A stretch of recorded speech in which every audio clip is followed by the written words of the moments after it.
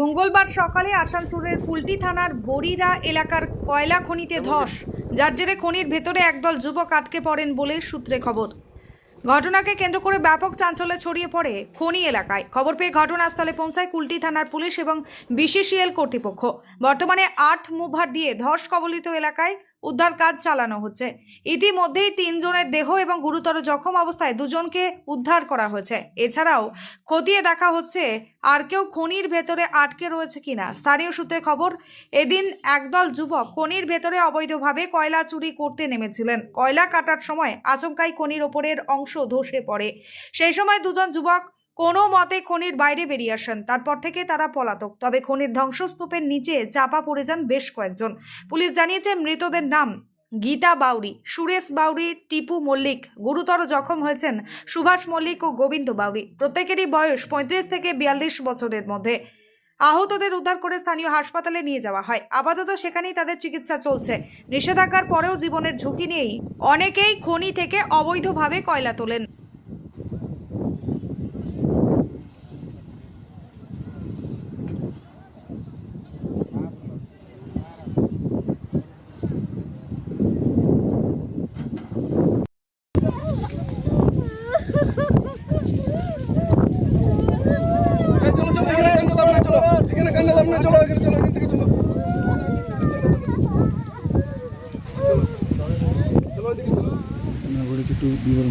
আমি সকাল থেকে আমি অফিসিয়াল কাজে ছিলাম ডিউটিতে। হঠাৎ শুনলাম যে এরকম স্লাইড হয়েছে একটা পরিত্যক্ত বিসিসিএলের একটা সাইড আছে বড়িরা সাইড বলে, সেই সাইডে একটা ধস হয়েছে। পরবর্তীতে লোকমুখে শুনতে পেলাম যে ওখানে কেউ চাপা পড়ে গেছে ওখানে আর কি। মানে কতজন আছে না আছে সেই বিষয়টা এখনও পরিষ্কার নয়, কিন্তু সেখানে আমরা যাই, আমি গেছিলামও, জায়গাটা দেখতেও গেছিলাম।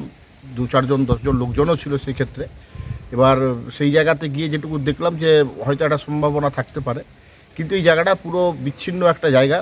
বড়িরা যে রোড, ওই রোড সাইড থেকে প্রায় 200-250 ফুটের নিচে তাদেরকে নেমে থাকতে হবে। আমার মনে হয় যে যারা এখানে এসছে বা এই কয়লা তোলার প্রয়াস করেছে, তো এখানে যেমন ওই জায়গাতে বিসিসিএলের মেশিন যাওয়াটা খুব মানে দুঃসাধ্য ব্যাপার। ওখানে বিসিসিএলের তরফ থেকেও বারবার মাইনিংয়ে যত ইলিগাল মাইনিং আছে সেটা ভতাবারও চেষ্টা করা হচ্ছে, ব্যারিকেড করা হচ্ছে। এর আগে আমরা কাঁটাতারের বেড়াও দিয়েছিলাম। সেক্ষেত্রে এই বিভিন্ন রকম করার পরেও আজকে যেটা শুনলাম, এখন জানি না যে লাস্ট পর্যন্ত কতটা কি দাঁড়ালো, তবে এই ধরনের একটা ঘটনা ঘটেছে। কজন ছিল? শোনা যাচ্ছে যে 3 থেকে 4 জন শোনা যাচ্ছে। তো একদম ডিটেল যে একদম এতজনই ছিল বা এটা আমি এখনও পরিষ্কার বলতে পারবো না। এখনো পর্যন্ত কজন? শোনা গেছে যে 2 জন বেরিয়েছে, ওখান থেকে 2 জন বেরিয়েছে এবং যারা মৃত নয়, কিন্তু যারা মৃত নয় তারা বেরিয়েছে। আর অ্যাকচুয়ালি বড়িরা গ্রামেরই ছেলে আমি যেখানে থাকি গ্রাম, সেই গ্রাম থেকে ওটা কাছে। তো ন্যাচারালি ঘটনা ঘটলে আমি সঙ্গে সঙ্গে দৌড়ে যাই ওখানে। মাইন্সে থাকলেও আমাকে যেতে হয়েছে, ওখানে গেছি। ওখানে আমি গ্রামেরই আছে। তো 2 জন মানে যখন স্লাইড হয় ওরা কোনো কারণে ওখান থেকে বেরিয়ে গেছে এবং 2 জন ঠিকই আছে, সেফ আছে যেটা শোনা যাচ্ছে। আর একজন আকার চাপা পড়ার সম্ভাবনাটা প্রবল, মানে এটা এখনও শিওর নয়, কিন্তু একটা মনে হচ্ছে যেন একটা হতে পারে। উদ্ধার কাজ চলছে? উদ্ধার কাজ বলতে ওরাই এসেছিল এখানটাতে। আমরাও ম্যানেজমেন্টের তরফ থেকে মেশিন দিয়ে করেছি। পুলিশেরও একটা রিকোয়েস্ট আছে। ওখানে বারবার পুলিশের তরফ থেকেও ক্যাম্পেনিং হয়েছে, বিসিসিএলের তরফ থেকে ক্যাম্পেনিং হয়েছে যাতে ইলিগাল মাইনিংয়ে কোনো মতে লোক না নামে ওই জায়গাটাতে কোনো জায়গাতে। কারণ এখন কুয়ো খাদান করে যেটা করা সেটা নয়। আমার মনে হয় যারা নেমেছে তারা একদম অপরিচিত এই কয়লা খাদানের সাথে। কারণ যেখানে স্লাইড হয়েছে, যে জায়গাটা স্লাইড হয়েছে, ওখানে লোক ঢোকা একদম বারণ ওই জায়গাটাতে। এবার এরা প্রায় 300-400 ফুট নিচে একটা পাথর করে এরা নেমেছে কোনো কারণে হয়তো। তো উদ্ধার কাজ তো চলছে, এখনো কিছু পাওয়া যায়নি। এখানে মানে হয়েছে, আমি মানুষ দাবাইছে, আমি এসেছিলাম আইলুম এখানে দেখতে। আধ ঘন্টা আগে আমি এখানে এসেছি। যখন আমি এসেছি তখন শুনলাম কি 2টা বডি এখান থেকে বার করেছে, তাদের মানে হসেছে এলএম হসপিটাল নিয়ে গেছে। কটা রিকভারি হয়েছে বডি টোটাল? আমি তো কতজন ছিল ভিতরে? আমি যখন এসেছি তখন শুনলাম 2টাই মানে নিয়ে গেছে এলএম হসপিটাল।